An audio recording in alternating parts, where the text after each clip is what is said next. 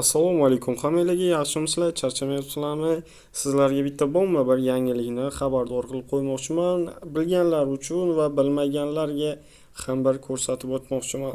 Xo'p, eFootball o'yinida Konami ID ulangan, ammo siz uni bilmaysiz.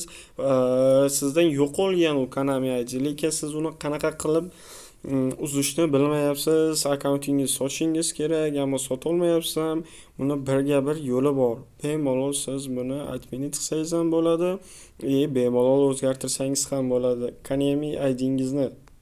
Xo'p, link datani ustiga bosasiz va bu yerda view link date turibdi. O'shani bosganingizdan so'ng va sizga ko'rsatib beradi. Ваша игровые учетные записи сейчас связаны с Konami ID, указанным ниже. Ko'rsatyapti. Konami ID shunaqa, adres elektronniy pochta so'zlayshi Konami ID. Konami croft@gmail.com. Mana shunga ulangan bu. Siz bu yerdan отменить связь данных qilsangiz bo'ladi. Izminit adres elektronniy pochta.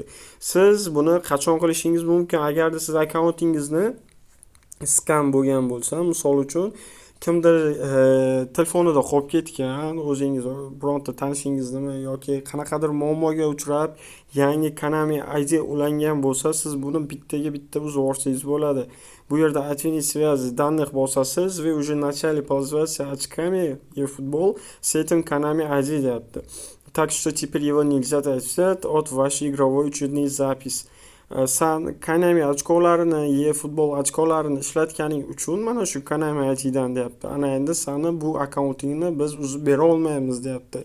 Siz akkauntingizni qachonki yaqinda skam bo'lgan bo'lsa, sразу u Konami IDdagi anaqa coinlarni yig'ishga uspet qilmaydi-da, u ochkolarni bilsanglar, ko'k fonda chiqadi, pushti fonda chiqadi.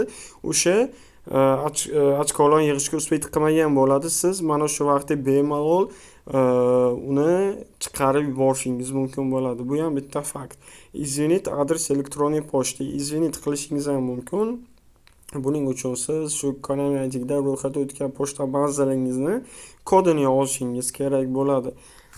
Shunaqa qilib bemalol siz Konami IDni yangi ulangan bo'lsa skamerdan qaytarib o'zingiz olishingiz mumkin, yoki birovga o'tkazib bermoqchi bo'lsangiz, bundan Gmail qaytib o'zgartirib, boshqa kishini Gmailga o'tkazib berishingiz mumkin.